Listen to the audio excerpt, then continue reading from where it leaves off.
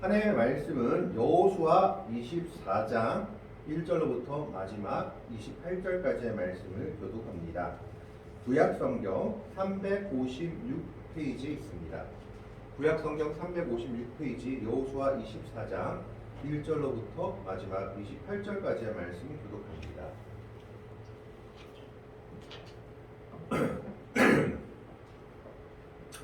24장 1절의 말씀을 제가 먼저 봉독해 올립니다.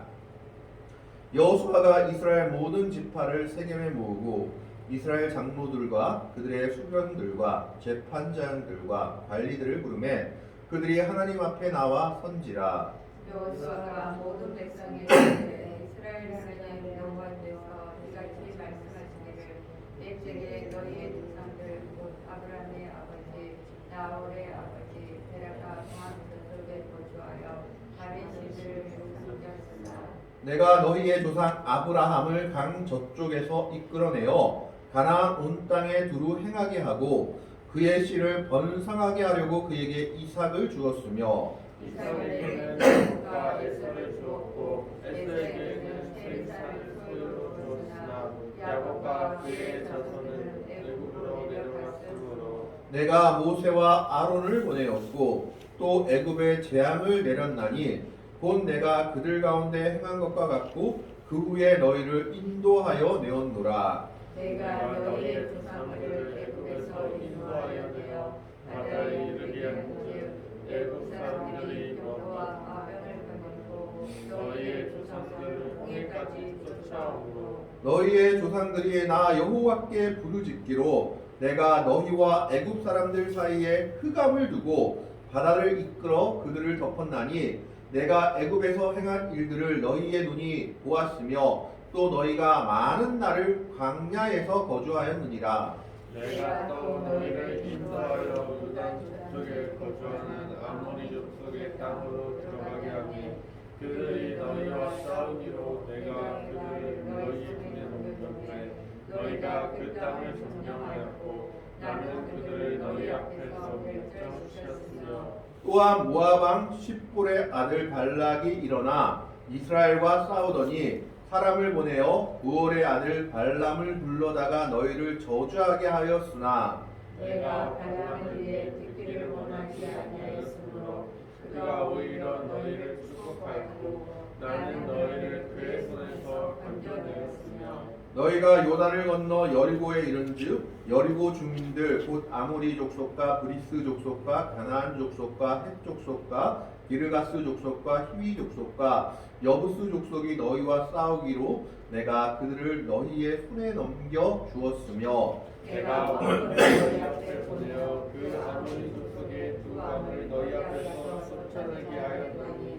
너희의 칼이니 너희 팔에서 이같이 여럿이 아니며 내가 또 너희가 수고하지 아니한 땅과 너희가 건설하지 아니한 성읍들을 너희에게 주었더니 너희가 그 가운데 거주하며 너희는 또 너희가 심지 아니한 포도원과 감람원의 열매를 먹는다 하셨느니라. 그러므로 이제는 여호와를 경외하며 온전한 자 진실함으로 그를 섬기라.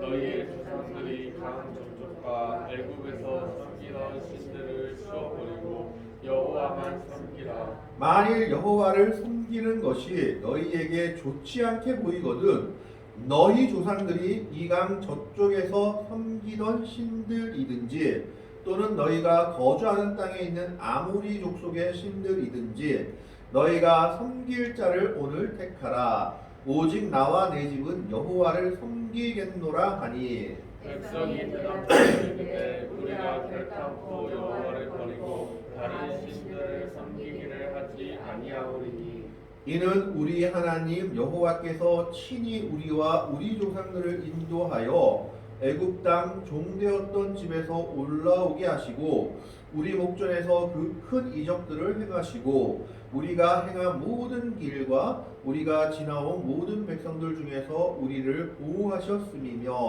여호와께서 또 모든 백성들과 이 땅에 거주하였던 아모리 족속을 우리 앞에서 쫓아내셨습니다.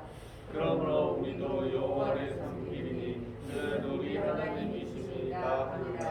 여호수아가 백성에게 이르되 너희가 여호와를 능히 섬기지 못할 것은 그는 거룩하신 하나님이시오 질투하시는 하나님이시니 너희의 잘못과 죄들을 사하지 아니하실 것임이라. 만일 너희가 여호와를 버리고 이방 신들을 섬기면 너희에게 복을 내리신 후에라도 돌이켜 너희에게 재앙을 내리시고 너희를 멸하시리라 하니 백성이 여호수아에게 말하되 아니니이다 우리가 여호와를 섬기겠나이다 하는지라. 여호수아가 백성에게 이르되 너희가 여호와를 택하고 그를 섬기리라 하였으니 스스로 증인이 되었느니라 하니 그들이 이르되 우리가 증인이 되었나이다 하니라. 여호수아가 이르되 그러면 이제 너희 중에 있는 이방 신들을 치워버리고 너희의 마음을 이스라엘의 하나님 여호와께로 향하라 하니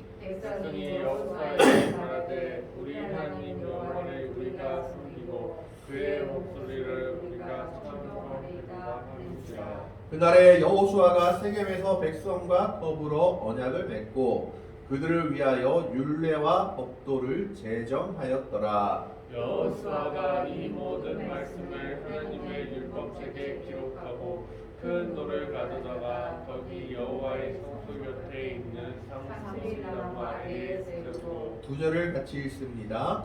모든 백성에게 이르되 보라 이 돌이 우리에게 증거가 되리니 이는 여호와께서 우리에게 하신 모든 말씀을 이 돌이 들었음이니라. 그런즉 너희가 너희의 하나님을 부인하지 못하도록 이 돌이 증거가 되리라 하고 백성을 보내어 각기 기업으로 돌아가게 하였더라. 아멘.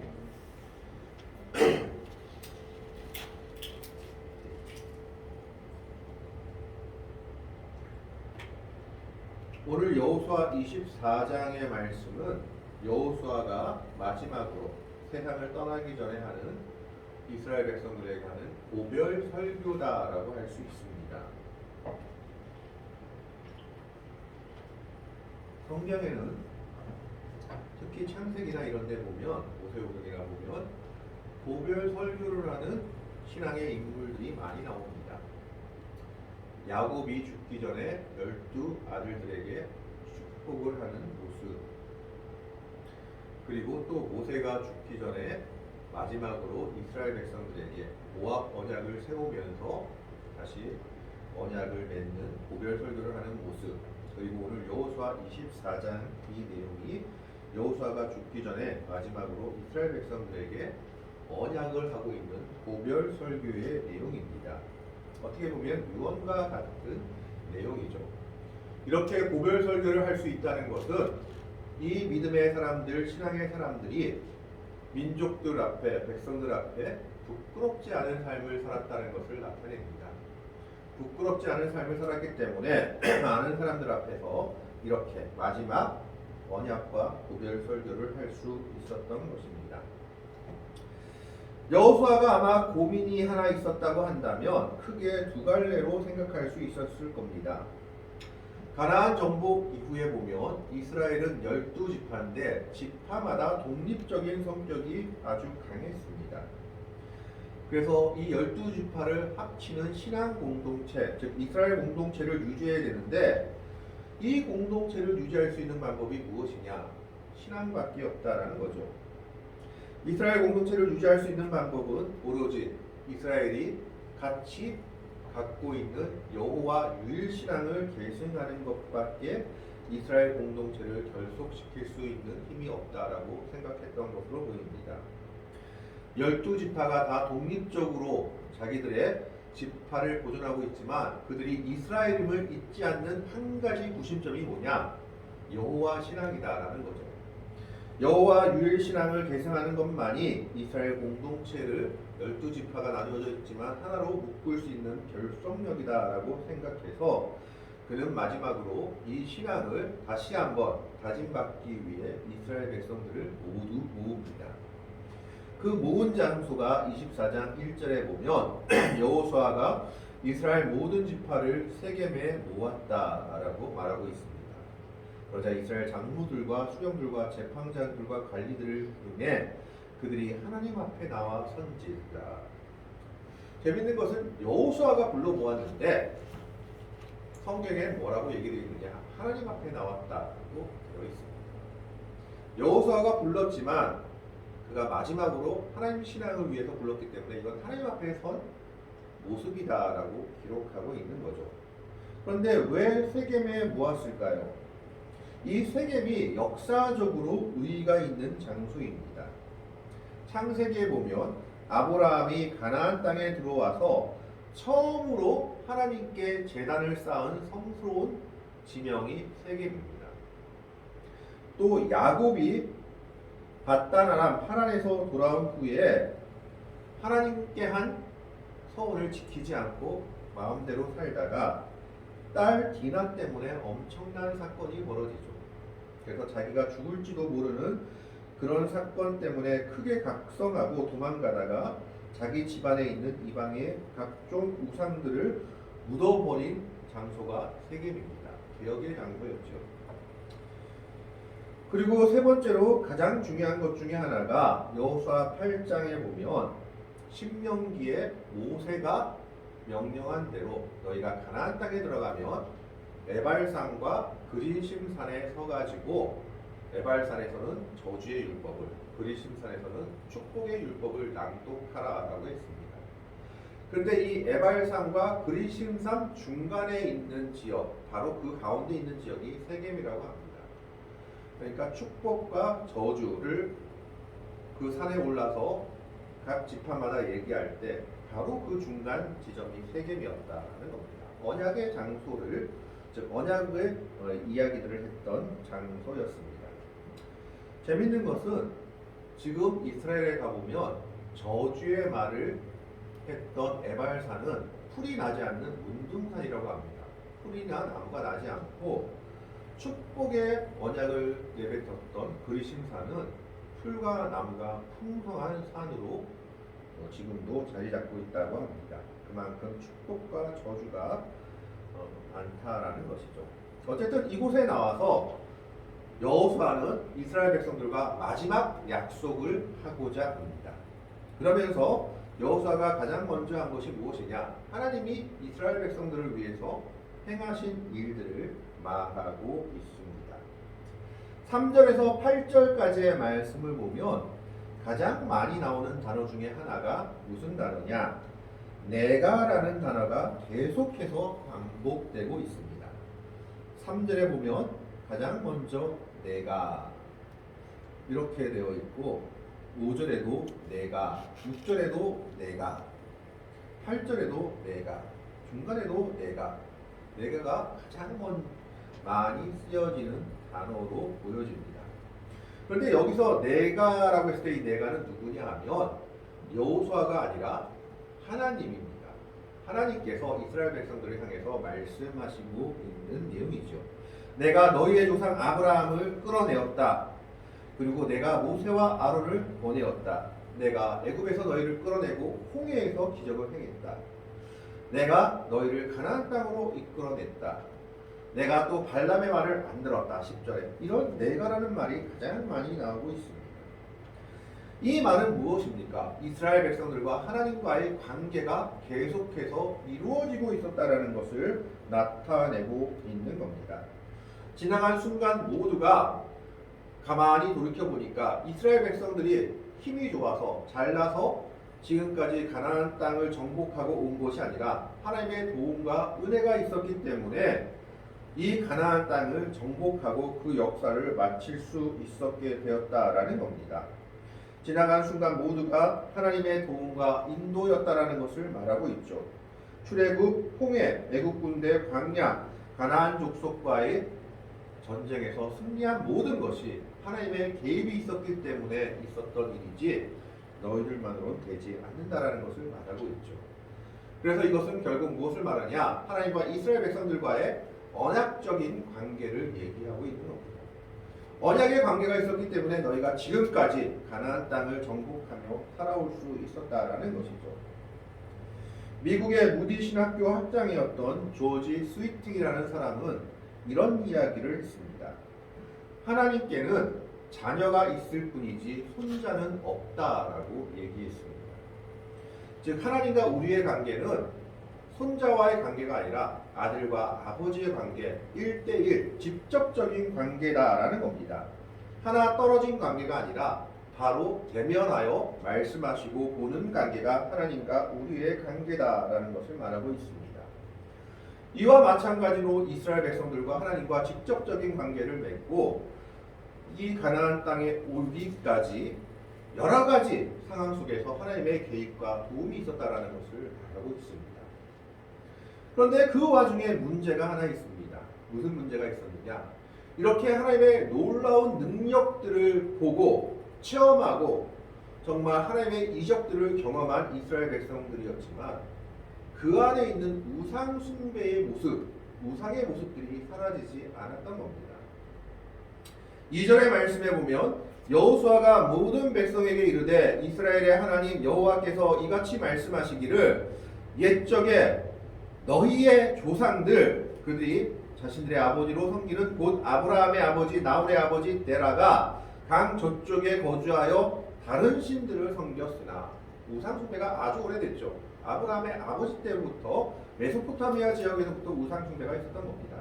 그때 어떻게 했느냐? 3절에 내가 너희의 조상 아브라함을 강 저쪽에서 이끌어내어 가나안 땅에 두루 행하게 하고 그의 씨를 번성하게 하려고 이삭을 주었다. 하나님께서 특별히 아브라함을 불러서 우상 숭배에서 끊어냈다라는 것을 얘기하고 있는 겁니다.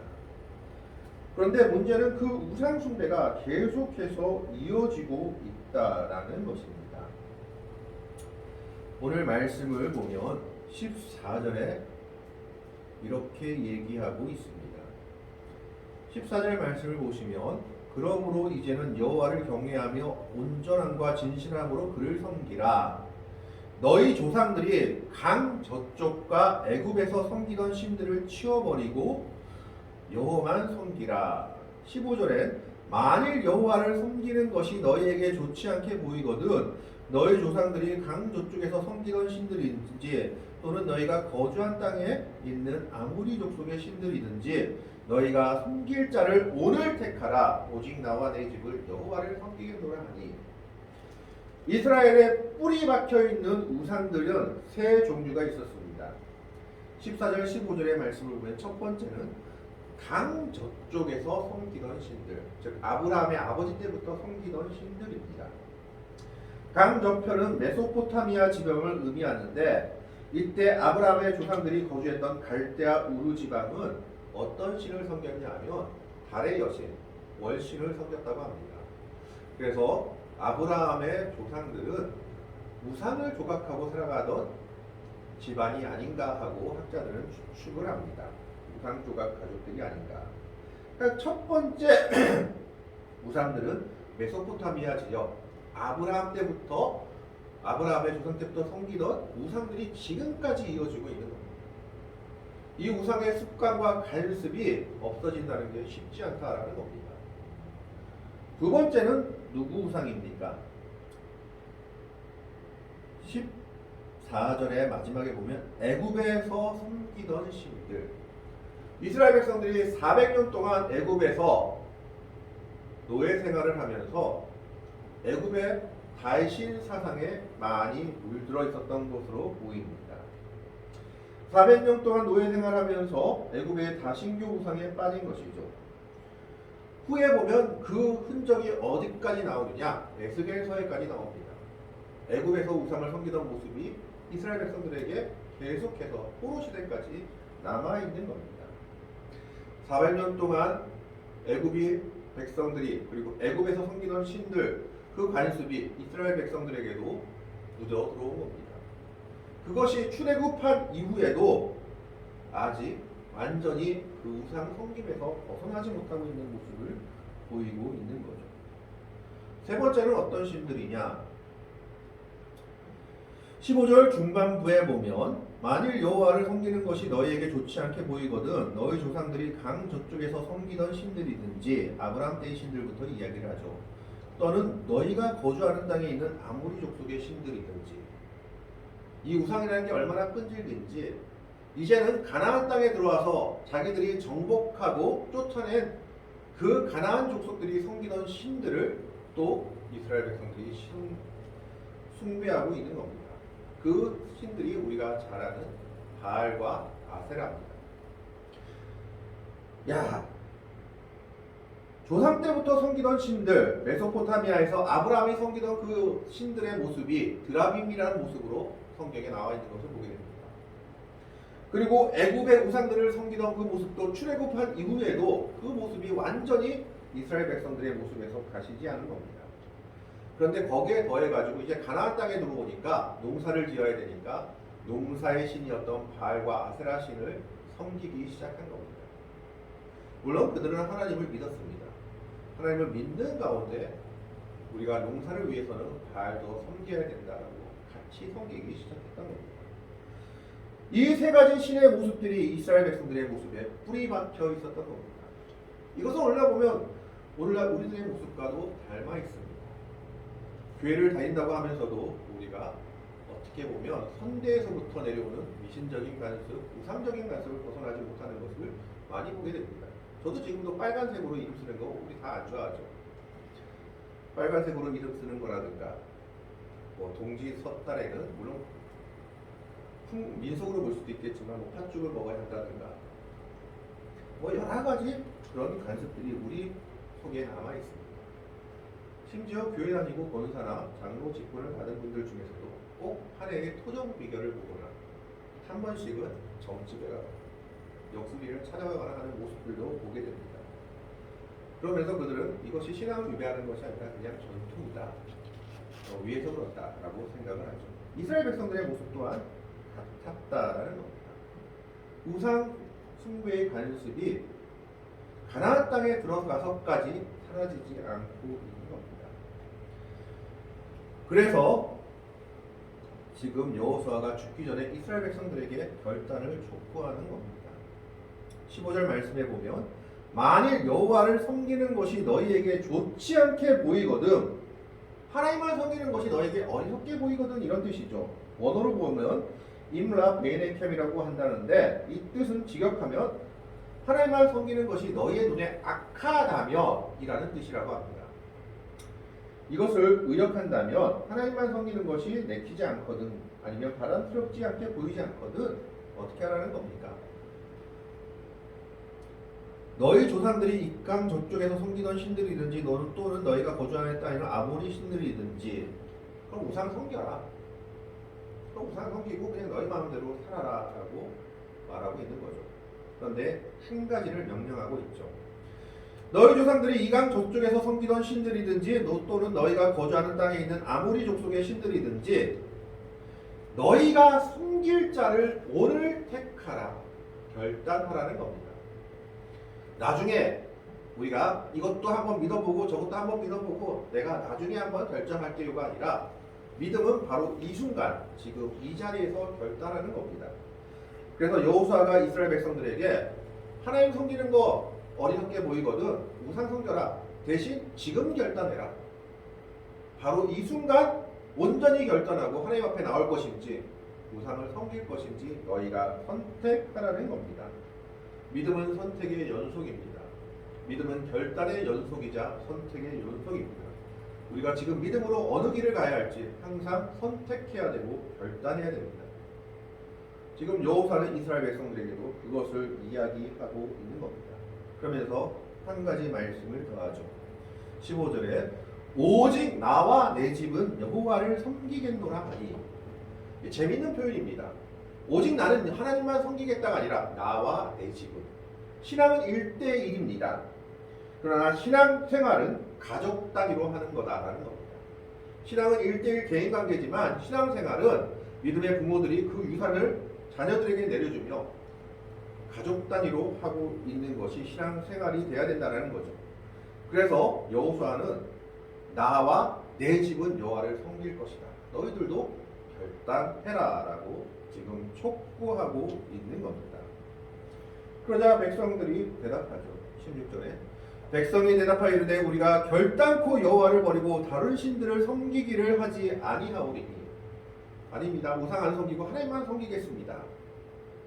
그런데 여호수아가 또 이상한 말씀을 하나 합니다. 19절에 보면 여호수아가 백성에게 이르되 너희가 여호와를 능히 섬기지 못할 것은 그는 거룩하신 하나님이시오 질투하신 하나님이시니 너희는 잘못과 죄들을 사하지 아니하실 것이니라. 야, 너희는 하나님 제대로 못 섬길 거야 라고 얘기합니다. 어떤 학자들은 이건 미래의 이스라엘 백성들이 우상을 섬기는 것을 예언했다라고도 하고 있지만 그것보다 경고의 말씀을 하고 있다라고 보는 게 가깝다라는 겁니다. 왜 하나님을 능히 못 섬기느냐? 세 가지 이유를 듭니다. 그는 거룩하신 하나님이시오. 하나님이 거룩하기 때문에 너희들도 거룩을 닮아가야 되는데 할 수 있겠냐? 라고 얘기하는 것이죠. 질투하시는 하나님이시다. 우상 섬기면 안 된다는 겁니다. 우상 섬기다는 큰일 나. 그런데 너희 이 길을 걸어갈 수 있겠느냐? 세 번째, 너희의 잘못과 죄들을 용서하지 아니하실 것이다. 율법대로 살아야 된다. 하나님의 법을 잘 지켜야 되는데 감당하겠냐라고 물어보고 있는 거죠. 못 섬긴다는 것이 아니라 경고하고 있는 겁니다. 섬기려면 제대로 섬겨라. 하나님이 어떤 분인지 알고 하나님은 거룩하신 하나님, 질투하시는 하나님, 잘못과 죄를 능히 용서하지 않지만 인자는 천대같이 베푸는 하나님이시다. 그 하나님을 너희가 제대로 믿고 섬겨야 된다 라고 얘기하고 있는 겁니다. 이 말씀에 백성은 다시 한번 여호수아에게 결단합니다. 21절 말씀에 보면 백성이 여호수아에게 말하되 아니라 우리가 여호와를 섬기겠나이다 하는지라. 그들 안에 있는 모든 우상적인 요소들을 버리고 잘못된 우상 숭배의 모습들을 완전히 버려버리고 하나님만 섬기겠다라고 그들이 고백하고 있는 겁니다. 그러자 여호수아가 한 가지 명령을 내리죠. 23절의 말씀에 보면 여호수아가 이르되 그러면 이제 너희 중에 있는 이방 신들을 치워버리고 너희의 마음을 이스라엘의 하나님 여호와께로 향하라 하니, 이걸 두 가지로 해석하는 분들이 있습니다. 아니, 이스라엘 백성들이 이렇게 하나님의 은혜 가운데 출애굽도 하고 홍해도 건넜고 가나안 땅도 정복했는데 그럼에도 불구하고 아직까지 드라밈과 같은 우상적인 요소들을 버리지 못한 모습들이 있었다라고 해석하는 부분들이 있습니다. 그래서 그걸 제거하라는 모습이다. 또 한 가지 해석은 칼빈이나 어거스틴 같은 사람은 설마 그랬겠냐 하면서 이건 아마 마음을 새롭게 하라는 명령일 것이다. 왜냐하면 우리 마음속에 있는 우상 숭배의 모습들이 아직까지 뿌리 깊게 남아있는데 이스라엘 백성들이 아예 그것만 좀 없애라고 하는 명령이다. 뭐 두 가지 다 말은 됩니다. 어쨌든 하나님을 제대로 섬기려면 뭘 해야 됩니까? 우리 속에 있는 이방신들을 치워버리고 하나님만 바라봐야 한다라는 겁니다. 그것이 하나님의 백성들에게 원하는 부분들이다라고 얘기하고 있습니다. 네덜란드의 정치가이자 교수였던 하우츠 바르트라는 사람은 현대 우상 이데올로기라는 아주 짧은 책에서 현대 우상은 진보와 번역, 민족주의에 대한 맹신들, 이데올로기가 새로운 우상이 되었다라고 한탄하고 있습니다. 근데 그건 그나마 낫죠. 그래도 이념이니까. 사상과 이념에 대한 것이 차라리 우상이 되었으니까 뭐 좋다는 건 아니지만 그나마 낫다라는 겁니다. 하지만 프란치스코 교황은 지금 뭐라고 얘기하냐면 이스라엘 백성들이 섬겼던 금송아지 숭배가 현대에는 돈에 대한 숭배라는 새롭고 무자비한 형태로 돌아왔다고 개탄했습니다. 그래서 자본주의야말로 돈에 대한 맹신이야말로 현대의 가장 강력한 우상이 되었다라고 경고했습니다. 돈이 하나님을 이겨버리는 시대가 되어버렸다라는 겁니다. 그래서 자크 엘룰인가요? 돈이냐 하나님이냐라는 책도 있었죠. 신앙의 내용에 대해서. 현대에도 여러 가지 우상들이 우리 앞을 가로막고 있습니다. 이때 역시 여호수아가 우리들에게 말할 겁니다. 너희가 섬길 자를 오늘 택하라. 하나님이냐? 메소포타미아에서 아브라함이 섬기던 조상들이 섬기던 신이냐? 가나안 땅의 농사의 신이냐? 애굽의 신들이냐? 너희는 너희가 섬길 자를 오늘 택하라라고 명령할 겁니다. 우리는 믿음을 따라 오늘 우리가 섬길 자를 결단하고 택해야 합니다. 여러 가지 우상들이 우리 앞에 놓여 있습니다. 그러나 우리는 믿음으로 여호수아의 고백처럼 오직 나와 내 집은 여호와를 섬기겠노라고 말할 수 있고 믿음의 고백을 하며 이루어갈 수 있는 가정들이 되어야 합니다. 그것이 하나님이 기뻐하시는 믿음의 백성들이요 하나님이 기뻐하시는 믿음의 가정일 것입니다. 그런 가정을 향해서 하나님은 큰 복과 은혜를 준비하고 계시며 내려주실 것을 말씀을 통해 약속하고 계십니다. 오늘 여호사가 이스라엘 백성들에게 너희가 오늘 섬길 자를 택하라 라고 말한 것처럼 오늘 우리들도 하나님 앞에서 오늘 우리가 누구를 섬길지를 믿음으로 결단하고 택할 수 있기를 바랍니다. 여호사의 고백처럼 오늘 오직 나와 내 집은 여호와만을 섬기겠노라, 하나님만을 섬기겠노라 라고 말하고 믿음으로 결단하는 복된 가정, 믿음의 가정이 되시길, 그래서 주님의 은혜가 넘치는 길을 걸어갈 수 있는 복된 성도들이 되시기를 주님의 이름으로 간절히 축원합니다. 기도하겠습니다.